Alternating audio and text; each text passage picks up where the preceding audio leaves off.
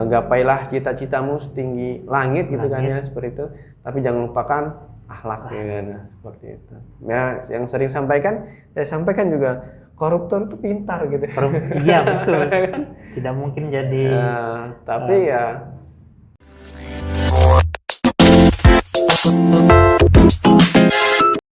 Baik, bismillahirrahmanirrahim. Assalamualaikum warahmatullahi wabarakatuh. Waalaikumsalam warahmatullahi wabarakatuh. Baik, teman-teman sekalian, kembali lagi di podcast PKS Muda Kota Bontang. Nah, pada kali ini saya host Mufti akan membersamai teman-teman sekalian pada podcast kesempatan kali ini. Nah, kesempatan kali ini, podcast kali ini bertepatan dengan momentum Hari Guru yang kita rayakan pada tanggal 25 November. Nah, maka itu sebelumnya perkenankan saya mengucapkan selamat Hari Guru kepada para guru yang ada di luar sana. Guru sangat banyak jasanya ya, bahkan sosok sebesar apapun gitu ya, sesukses apapun orang, pasti ada peran guru di situ. Contohnya Bung Karno, sang proklamator Indonesia, mempunyai guru yaitu Host Cokro Aminoto gitu. Bahkan ketika Jepang dibom atom oleh sekutu pada saat itu, Kaisar Jepang, hal yang pertama kali dikumpulkan adalah guru gitu ya. Jadi guru sangat berarti bagi kita semua, dan pada kesempatan kali ini saya sudah dibersamai oleh salah seorang guru yaitu Pak Sarif ya, atau mungkin boleh dipanggil Bang Sarif ya. Boleh. Biar kita saling akrab dan biar terlihat muda, dan beliau juga masih muda gitu ya. Bagaimana kabarnya Bang Sarif? Alhamdulillah baik. Alhamdulillah baik ya. Baik, sebelum lebih lanjut, tak kenal maka tak sayang gitu ya. Kalau tidak sayang, tidak kenal. Ya, untuk itu kita kenalan dulu sama Bang Sarif nih. Mungkin Bang Sarif boleh perkenalan dulu, nama, asalnya. Ya, sebelumnya terima kasih kepada PKS Muda ya telah mengundang saya di sini sebagai narasumber ya. Iya. Mungkin sebenarnya banyak tuh guru-guru di luar gitu kan ya, seperti itu. Kemarin kenapa kok saya yang dipilih gitu kan ya, seperti itu. Mungkin ada pertimbangan lain atau seperti apa. Intinya terima kasih PKS Muda telah membuatkan forum ini seperti ini ya, podcast yang mungkin sangat berguna untuk pemuda-pemuda kita ya, seperti itu, mendapatkan informasi dan sebagainya. Saya berasal dari Pasir ya, mungkin Pasir agak jauh dari sini, sekitar 12 jam ya kalau Penajam perjalanan. Pasir ya? Oh bukan, Pasir aja. Oh, Pasir aja. Jadi ada Penajam Pasir Utara sama Pasir. Betul. Jadi saya selatannya lagi gitu kan ya, seperti itu, Pasir. Ya, sekitar 12 jam perjalanan kalau dari sini. Kemudian merantau ke sini ya. Nama saya sendiri Syarif Faizal Amir ya. Syarif Faizal Ya, Amir. kadang-kadang ada salah tuh pakai EY ya. Memang, Syarif ya. Ya pakai Syarif, kemudian pakai Faisal gitu. Tapi Syarif Faizal Amir ya gitu, seperti itu. Memang kadang-kadang ada yang salah gitu.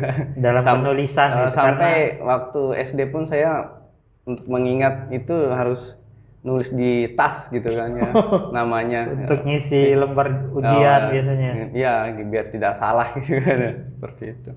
Baik. Yaitu dari Pasir merantau ke sini di tahun 2017 ya. 2007. Oh, 17 berarti baru saja. baru gitu, saja, kan. baru sekitar 3-4 tahun ya, Bang. Saya lahir di Pasir, kuliah Samarinda, tinggalnya di Bontang gitu kan ya. Merantau. Salah seperti itu. Sebelumnya Bang Sarif ini umurnya berapa nih kalau boleh tahu? Umur yang nggak terasa gitu kan. Dulu mungkin sekitar masih 17-18. Iya, sekarang nggak terasa ya. Kalau 92 ya, sekarang berapa itu? 29 ya kan. Seperti itu. Kalau 92 ya kan. Berarti masih di bawah umur 30 tahun. Sudah itu kepala masih 3 ya. Kalangan muda lah, masih tergolong sangat muda. Insyaallah. Oke, baik. Nah, kalau aktivitas sehari-hari nih, tentunya kan Bang Sarif seorang guru ya, atau apa ini? Ya aktivitas ya awal kerja di Bontang ya guru ya gitu, seperti itu, guru biasa. Kemudian sekarang aktivitasnya sudah bertambah, selain ngajar saya juga bikinkan kurikulum gitu karena mengatur apa namanya, kinerja teman-teman di sekolah gitu ya. Berarti 2 termasuk tahun ya. tim kurikulum Ya, tim kurikulum diamanahkan jadi wakil kepala sekolah gitu kan. di salah satu Sekolah sekolah dasar swasta. ya, sekolah swasta di Bontang gitu. Oh, baik, baik.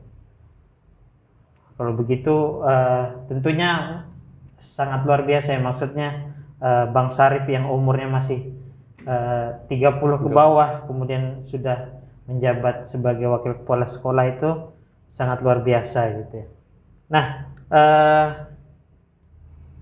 jika ditarik ke belakang nih Bang, perjalanan Bang Syarif sendiri menjadi guru, apa alasan Bang Syarif mau gitu atau terpanggil hatinya untuk mengajar atau untuk menjadi seorang guru? Dulu sih waktu sekolah gitu, SMP sama SMA saya melihat guru saya itu guru matematika ya khususnya Guru juga. matematika. Karena saya dulu sangat cinta matematika gitu. Sampai sekarang saya sebenarnya pendidikan matematika. Oh, basicnya Basic matematika ya. Yang melihat guru saya kan sangat gigih sekali gitu kan ya, setiap pagi masuk kasih kuis, gitu kan. sampai teman-teman itu sampai apa pusing lihatnya gitu kan ya, seperti itu. Tapi Bang Syarif suka gitu. Iya seperti itu. Tapi inilah membuat kita menjadi, sebenarnya ada maksud tersendiri dari guru tersebut ya kan, seperti itu.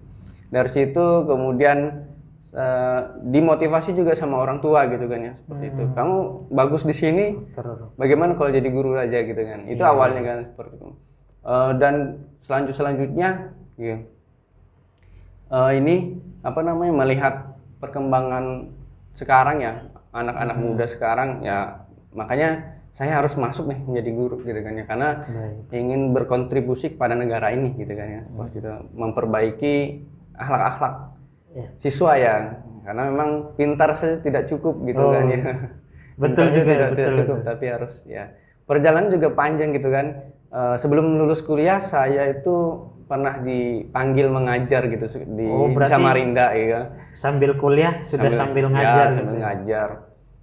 Tapi ujung-ujungnya nggak bisa nih, udah selesai kuliah saya gitu kan. Saya berhenti dulu, habis selesai kuliah saya dipanggil lagi ngajar gitu di sekolah tersebut juga. Ya, berarti di Samarinda. Nah, 2016 ya, 2016 ngajar di SMP ya. Jadi ketika PPL, praktek lapangan saya di SMA.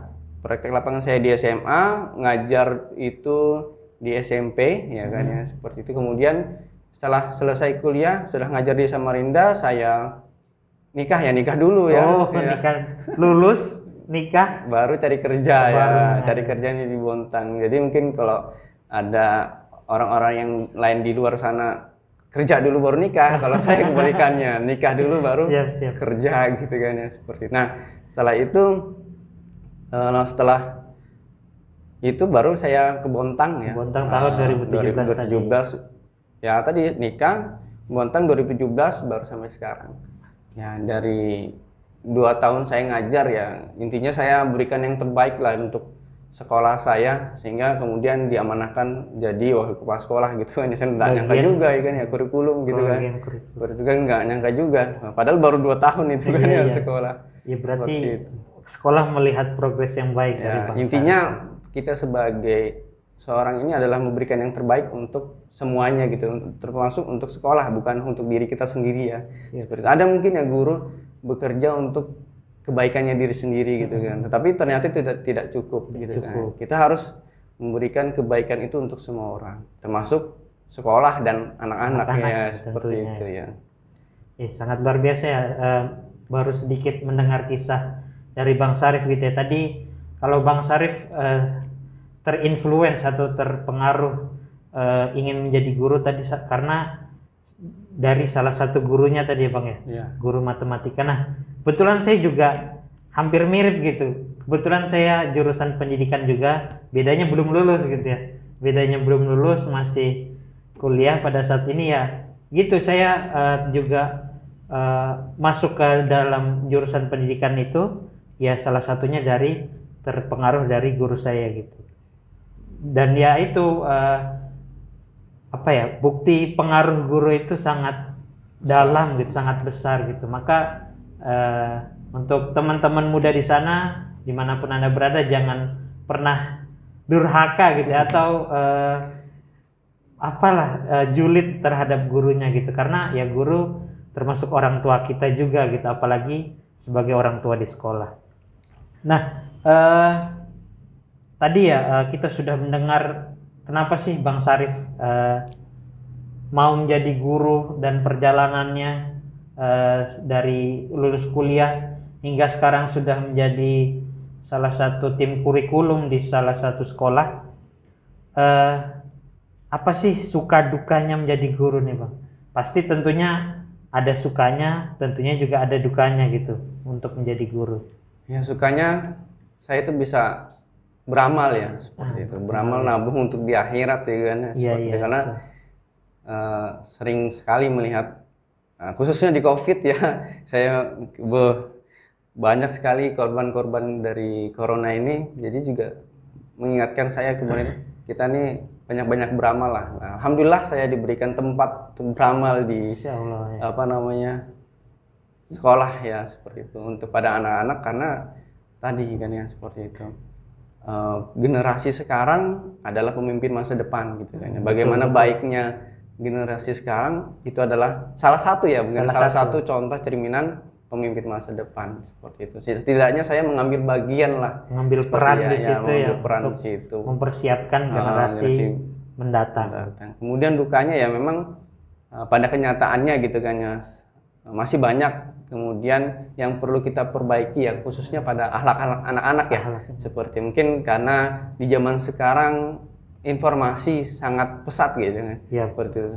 Entah film atau apa, game dan lain sebagainya sangat mudah diserap gitu ya. Ini adalah tidak bisa kita pungkiri ya, itu dukanya gitu kan ya, seperti itu. Sehingga di sekolah harus lebih keras lagi gitu, apa namanya, mengajak kebaikan. Maka setiap pagi itu saya dan teman-teman ya pastinya itu selalu memotivasi anak-anak, menyampaikan kembali ya, walaupun tidak bosan-bosannya ya, menyampaikan kembali adab-adab kepada orang tua, kepada semuanya, kemudian akhlak-akhlak yang baik itu seperti apa, walaupun itu terus diulang gitu kan ya, seperti itu. Tapi ya itu adalah salah satu usaha kami gitu kan ya, usaha kita bersama ya guru-guru, dan mungkin itu yang diinginkan orang tua juga gitu kan ya, seperti itu. Itu suka dukanya.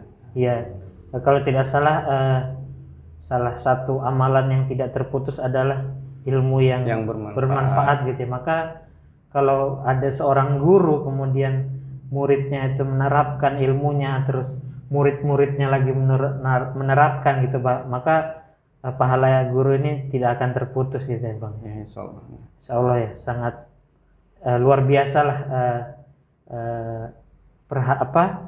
jasa atau amalan-amalan guru ini gitu.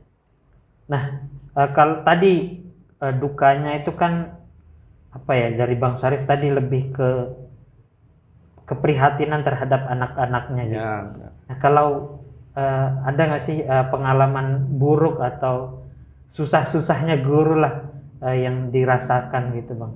Ya, saya pernah ngajar di SMK, SMP sama SD gitu kan. Sudah lengkap ya, sudah lengkap gitu dari kan. Tingkat dasar. Kalau tingkat SMA itu ya memang kita harus agak tegas, tapi memang ujung-ujungnya kita harus sabar. Memang awalnya kita melihat kalau memang sebagai orang biasa ya kan, pasti emosi gitu ya. Tapi saya ambil ke depannya ya, beginilah anak-anak gitu kan ya, seperti itu. Mereka masih mencari jati diri gitu bagi saya. Memang awal-awal tuh emosi melihat anak-anak ini kok gini-gini ya, tapi memang kemudian saya kembalikan lagi kepada fitrah mereka gitu kan ya, seperti itu. Mereka memang seperti ini ya, masih mencari jati diri ya, entah itu dari SD gitu ke SMP walaupun SMA gitu, apalagi SMA. Tapi itu juga dikembalikan kepada saya juga, itu kita harus, memang itulah tugasnya guru gitu kan, seperti itu. Dari guru juga tidak hanya membuat ini ya, tidak hanya mengajar tetapi juga administrasi ya, jadi double-double. Betul. Seperti itu. Jadi seperti itulah masalah RPP, masalah nilai gitu Bang ya. pekerjaan Jadi administrasi. disyukuri saja gitu kan ya, karena inilah tantangannya bagi seorang guru kan ya, seperti itu. Harus banyak istighfar ya, harus banyak-banyak nahan marah gitu kan ya. Harus banyak seperti itu. bersabar memang Bersabar memang gitu, memang tantangan seorang guru. Ya, betul karena yang saya pahami guru itu bukan hanya sekedar mentransfer ilmu gitu atau mengajar di papan tulis selesai. Mau anaknya ribut atau mau anaknya bisa itu tidak peduli, tapi sebaliknya gitu ya teman-teman, guru selain mengajar maka tadi yang Bang Syarif sampaikan bagaimana membentuk akhlak-akhlak yang mulia kepada siswa-siswanya gitu Bang ya. Karena memang kalau di SMA kita harus tegas tapi tetap juga sabar. Untuk di SMP juga kurang lebih, tetapi di SD kita harus lebih banyak ceria ya. Jadi kalau ketika saya ngajar di SMA itu banyak tegasnya gitu kan ya. Tetapi di SMP tegas ya sama gitu, SD, SMP, SMA. Tapi di SD ini harus lebih banyak cerianya karena pondasi dasar sekolah itu ada di SD semua gitu kan, seperti itu. Jadi pembawaan di SD maka saya ikut juga merubahnya gitu kan, seperti itu. Oh begini SD, maka seorang guru harus pintar merubah tempat kondisinya ya kan, seperti itu. Jangan sampai kita ngajar di SMA, SMP terbawa-bawa ke SD ataupun sebaliknya gitu kan. Seperti itu. Karena anak biasanya gitu, anak SMA itu nggak bisa diperlakukan sama dengan anak SD juga gitu kan, mereka nggak mau biasanya gitu. Kalau di SD itu biasanya banyak tepuk-tepuk ya kan. Kalau di SMA apa sih tepuk? Nah gitu mungkin sudah iya seperti itu. Tapi harus tetap, intinya seorang guru itu harus sabar gitu kan. Nah, itulah tugasnya, dan itu insya Allah pahalanya besar gitu kan ya, amalan yang besar gitu kan, seperti itu. Walaupun memang tidak bisa dinilai dengan materi gitu kan, seperti itu. Tidak bisa dinilai dengan materi, betul ya. Ya betul sih, apa yang dikerjakan, apa yang diusahakan oleh seorang guru ya dibayar berapapun bayarannya gitu ya, mungkin tidak akan bisa menyaingi lah terhadap jasa-jasanya. Nah, sebelum kita akan lebih lanjut bertanya-tanya lagi pada Bang Syarif, kita masuk ke ice breaking, yaitu jawab cepat. Nah, jadi di sesi jawab cepat ini Bang, nanti ada ada totalnya ada 8 pertanyaan yang berbentuk pilihan. Jadi atau pilihannya 2 ya, bukan pilihan ganda ya. Pilihannya 2, ini atau ini gitu. Nah, Bang Syarif nanti silahkan jawab secepat mungkin dan secara spontan gitu.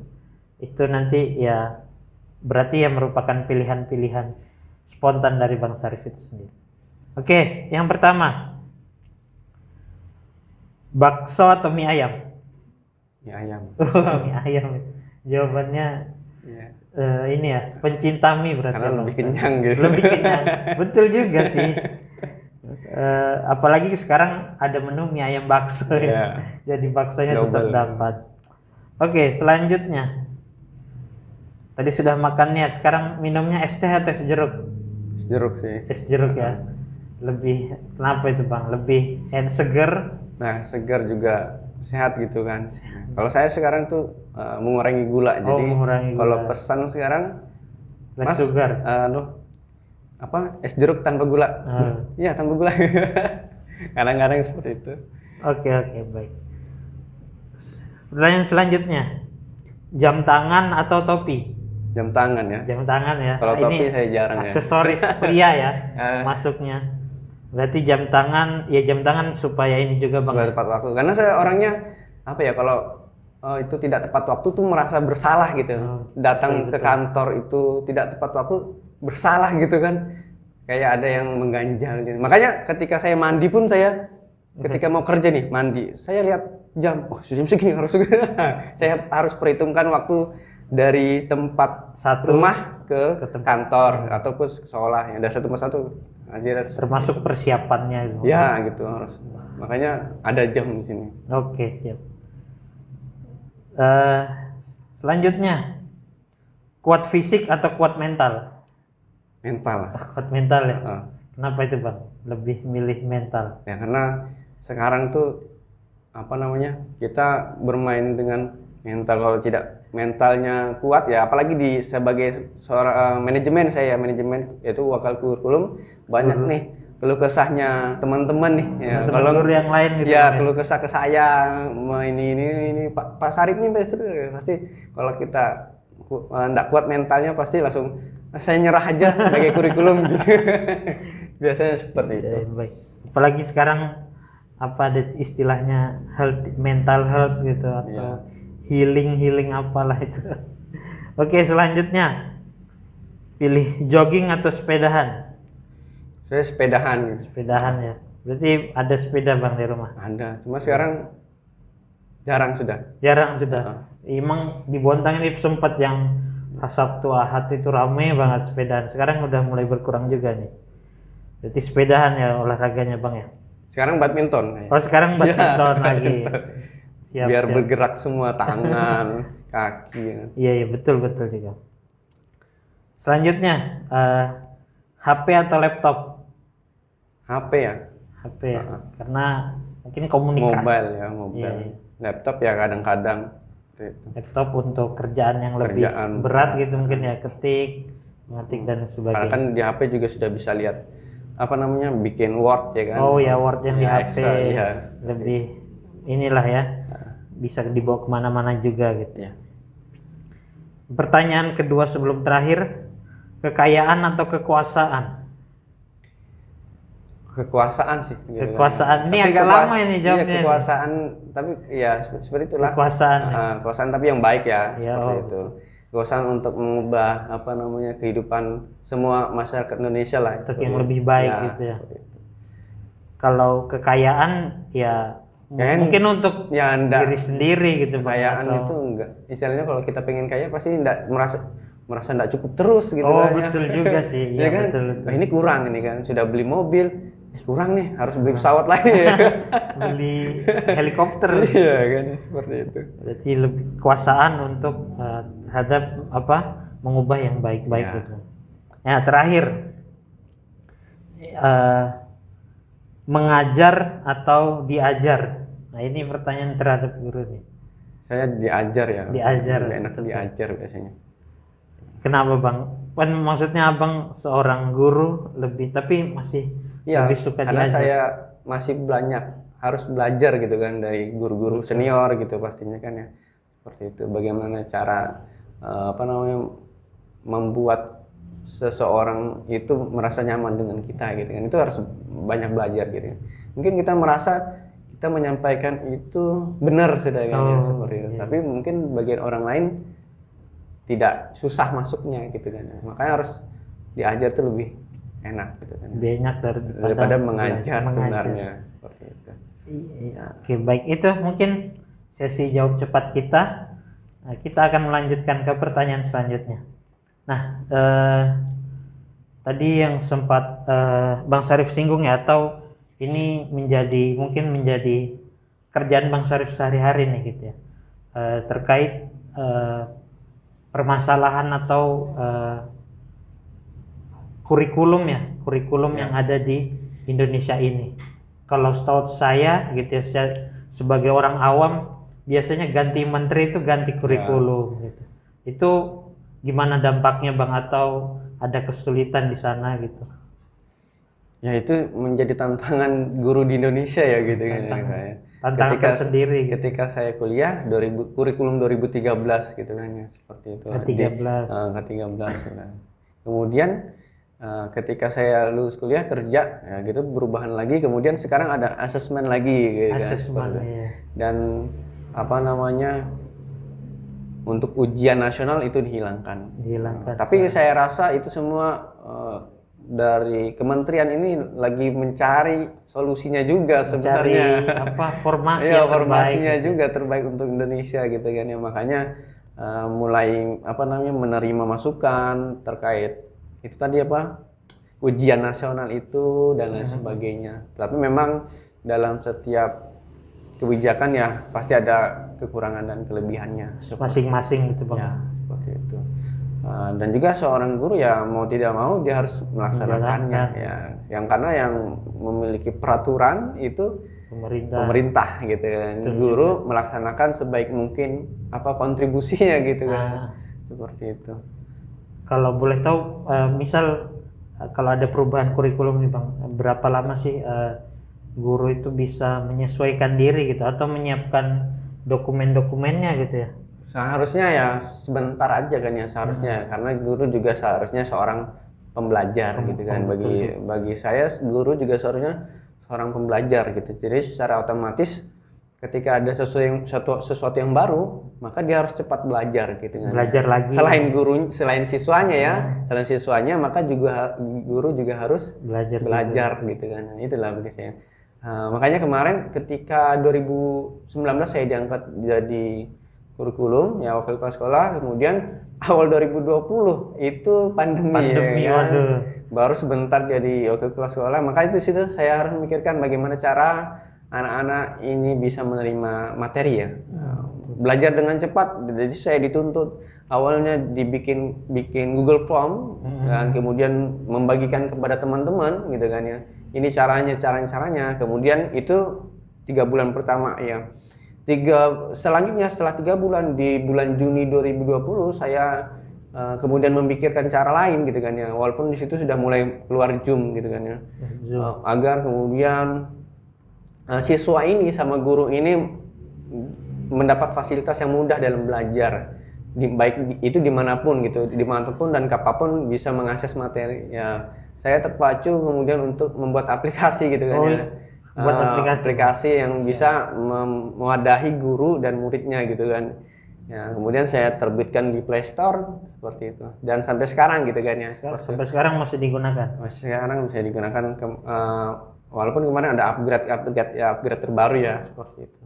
Jadi itu adalah tuntutan gitu kan ya seperti itu. Jadi kita harus berpikir cepat gitu untuk menjawab tantangan ya, apalagi di zaman-zaman di 4.0 ya. 4.0 gitu. Makanya disitulah saya juga tertantang gitu kan, bagaimana saya sebagai kurikulum membuat wadah gitu kan ya, sebagai mempermudah siswa dan guru ya. Seperti itulah tugasnya ya, seperti itu.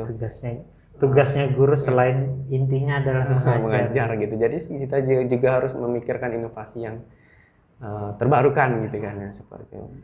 Bukan saja menggunakan yang ada, tapi kita juga membuat inovasi ya seperti itu. Dan juga saya lagi merancang pembelajaran ya, pembelajaran di sekolah ya, karena sekarang kita tuntutannya tadi membentuk generasi bangsa yang cerdas dan berakhlak mulia. Nah, seperti itu. Selain cerdas dan pastinya berakhlak mulia ini menuntut saya agar mengembangkan kurikulum di sekolah, bagaimana porsi-porsinya itu agar kemudian anak-anak ini mendapat porsinya untuk tadi perbaikan akhlak ya kan, seperti itu. Nah, itu jadinya. Oke, baik. Kalau tadi sudah banyak dijelaskan juga inovasi Bang Syarif di dalam kondisi pandemi, apalagi gitu ya, tadi baru menjabat sudah ya qadarullah gitu ya, qadarullah sudah pandemi datang gitu. Nah, kalau menurut Bang Syarif sendiri ada nggak sih perubahan atau apa pengaruh pandemi ini terhadap siswa gitu dalam menangkap materi kah, dalam menerima materi? Ya, sebenarnya kalau dilihat dari sisi menangkap materi ya memang banyak lost learning. Lost learning artinya siswa memang agak kesusahan ketika secara daring ya, seperti itu. Karena tidak semua siswa bisa untuk menangkap online secara langsung gitu. Di kelas saja kadang kita tidak menangkap gitu ya, apalagi secara tidak langsung gitu ya. Makanya ya itu tadi kondisinya ya. Kondisi lebih banyak kekurangannya sebenarnya. Memang seharusnya memang tatap muka gitu kan ya, untuk pembelajaran itu gitu kan ya, seperti itu. Karena beberapa anak kan kita nggak bisa menyamaratakan anak ya kan seperti itu. Karena ada memang butuh tatap muka dan lain sebagainya, butuh penanganan langsung di tempat gitu kan ya, seperti itu. Karena ada anak yang cepat nangkap, ada yang juga yang ya itulah beratnya guru ya, yang mengajar dengan berapa kepala di kelas gitu kan ya. rata-rata 20-an ke atas ya Ya, satu kelas ya. 20 ya 30 20 ya. maksimal ya. Maksimal seperti itu. 30. Iya, Berarti tetap ada pengaruh gitu Bang ya, pengaruh dari ya, kondisi pengaruh. kondisi. Termasuk tadi gadgetnya. Gadget itu anak-anak belum siap sepertinya gitu kan. Nah, kalaupun sudah siap itu tetap perlu pendampingan Pengawasan orang orang tua. tua. Nah, saya pernah mendengar gitu, Bill Gates pun ya, Bill Gates kan tahu ya. Iya ya tahu. Saya pernah baca gitu, dia tidak memberikan gadget ke anaknya sampai dewasa, sampai dia bisa bekerja sendiri gitu kan. Karena apa? Mereka orang-orang ini tahu gitu dampaknya kepada anak-anak. Ya, makanya itu tadinya mentalnya harus siap dulu ya kan. Mental Betul, anak-anak betul. harus siap dulu menerima gadget ini gitu kan ya. Nah sekarang dalam kondisi pandemi terpaksa gitu Ya, ya karena anak-anak terpaksa. dipegangi HP. Ya. Ya, dan juga kemudian ya kerjasama dengan orang tua itu penting juga. Oh, penting. Nah, makanya kami setiap ini harus saling mengingatkan ya, orang tua sama bunda. Mungkin orang tua juga bisa memberikan batasan gadgetnya ya, seperti itu. Karena kita di sekolah juga nggak bisa memberikan batasan. Anak-anak harus sampai jam segini aja kemudian kita tidak bisa karena Iya, kita iya. nggak di Kalau posisi mungkin langsung. masuk sekolah kan bisa diatur gitu. Kalau sudah masuk sekolah Sudah masuk bisa gadgetnya tidak memakai ya, seperti itu. Gitu. Oke baik. Pertanyaan selanjutnya mungkin ini lebih ke pesan gitu atau motivasi dari Bang Syarif sendiri untuk para pemuda gitu ya. Kalau saya sering ngasih motivasi ke anak-anak ya seperti itu. Teringat ini ya, apa namanya, kata-kata Bung Karno itu ya. Bung Karno. Gantungkanlah mimpimu setinggi langit gitu kan ya. Agar kalau jatuh, jatuhnya di bintang-bintang ya, nggak jatuh di dasar gitu kan ya. Makanya kita ini pasti bisa gitu kan ya. Mau sekolah biasa, mau sekolah apa terkenal, Sekolahnya tinggi apapun aja, itu. apapun itu tinggi-tinggi aja bercita-cita gitu kan ya, seperti itu. Ya, karena kalau nanti mungkin tidak dapat cita-citanya, paling tidak ya tidak terlalu jatuh gitu kan ya, seperti itu. Kayak pernah dulu saya memotivasi siswa saya ketika lomba walaupun tingkat bontang dulu di Vidatra gitu kan, mereka lomba di sana, saya motivasi gitu seperti itu. Dari itu motivasi, ya alhamdulillah walaupun nggak dapat juara 1 ya juara 2 ya kan. Dapat juara 1 ya alhamdulillah juara nyangkutnya juara 2 ya, seperti betul. itu. Dan yang paling utama adalah jangan tinggalkan akhlak ya, akhlak ini yang penting. Ya itu yang penting. Karena dimanapun kita berada gitu kan, nah, akhlak itu sangat penting ya kan, seperti itu. Mau di pasar ya kan, Iya betul. ya kan, di kantoran gitu kan, nah, dimanapun, Di jalanan ya, apalagi karena ketika kita berakhlak baik sama orang, maka orang pun juga respect sama kita gitu kan ya, dimanapun berada gitu kan, seperti itu. Oleh karena itu ya dengan kita baik dengan orang, insya Allah banyak juga sahabat-sahabatnya gitu. Banyak teman. Walaupun tuh orang yang ditakuti sekalipun ya kan ya, seperti kalau kita berbuat baik kepada mereka, ya insya Allah dampaknya juga pada kita. Itu yang makanya fungsinya akhlaknya, itu yang saya ingatkan. Gapailah cita-citamu setinggi langit gitu kan ya, seperti itu. Tapi jangan lupakan akhlak ya kan, seperti itu. Ya yang sering saya sampaikan juga, koruptor itu pintar gitu. Iya betul. Tidak mungkin jadi. Tapi ya kita harus kembali ke akhlak kita gitu. Betul. Ya itu ya teman-teman sekalian, buat para pemuda yang di luar sana, gantungkan cita-cita setinggi langit dan jangan lupakan akhlaknya. Dan terakhir sebelum kita tutup, mungkin ada nggak sih harapan dari Bang Syarif sendiri kepada teman-teman di luar, ataupun kepada siswa-siswanya, ataupun kepada pihak pemerintah gitu yang ini terhadap pendidikan?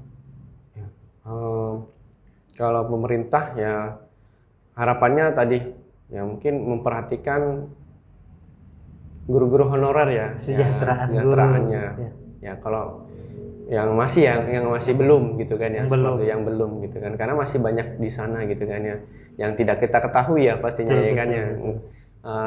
Seperti itu di luar sana yang tidak kita ketahui, mungkin keberadaannya gitu kan ya, seperti kemampuannya, secara penghasilannya, finansial seperti itu. Dan untuk kebijakannya ya ini lebih kepada pendidikannya, seperti bagaimana ke depan semoga bisa mendapatkan formula yang bagus gitu kan. Ya selama ini kan 2 tahun 3 tahun ganti lagi gitu kan ya, seperti itu. Mungkin kita bisa belajar ya, mungkin sudah sering disampaikan kepada pemerintah kita bisa belajar kepada negara luar gitu kan, negara maju ataupun yang paling dicontoh adalah Finlandia gitu ya. Pendidikannya mungkin bisa ke sana gitu kan ya, seperti itu. Tidak ada kata terlambat sih ya gitu kan ya, untuk generasi maju kita gitu, generasi ke depan ya, maksudnya generasi ke depan kita tidak ada kata terlambat ya.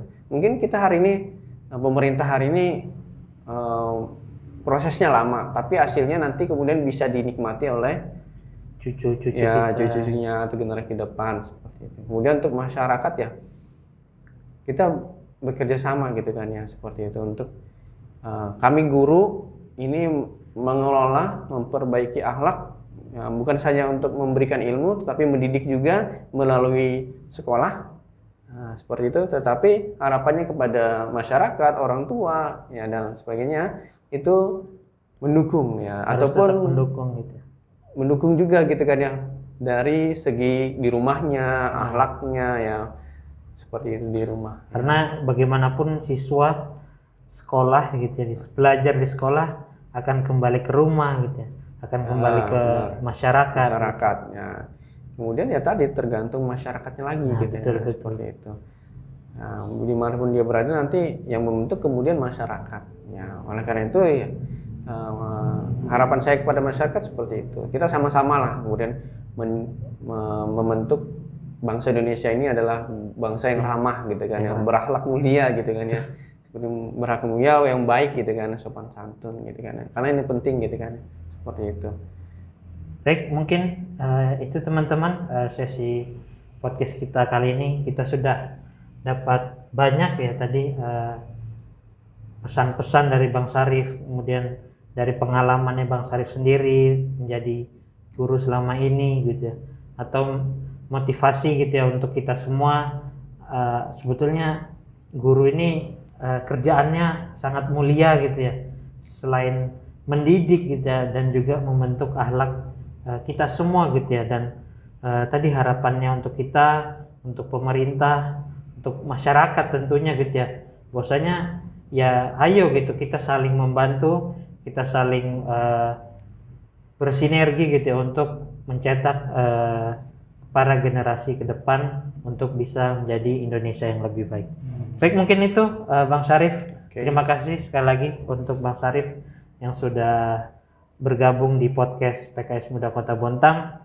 Ya, semoga teman-teman bisa mengambil hikmah dari podcast kali ini, dan semoga teman-teman terhadap gurunya ya, ini karena momentum Hari Guru, maka berterima kasihlah kepada guru-guru kalian gitu ya. Karena ya sedikit apapun gitu ilmu yang kita dapat, sekecil apapun peran guru dalam hidup kita gitu ya, itu maka sangat bermakna untuk diri kita sendiri. Baik, mungkin itu. Terima kasih sekali lagi. Saya Mufti sebagai host memohon maaf bila banyak salah kata, dan saya akhiri. Assalamualaikum warahmatullahi wabarakatuh. Waalaikumsalam warahmatullahi wabarakatuh. Terima kasih Bang.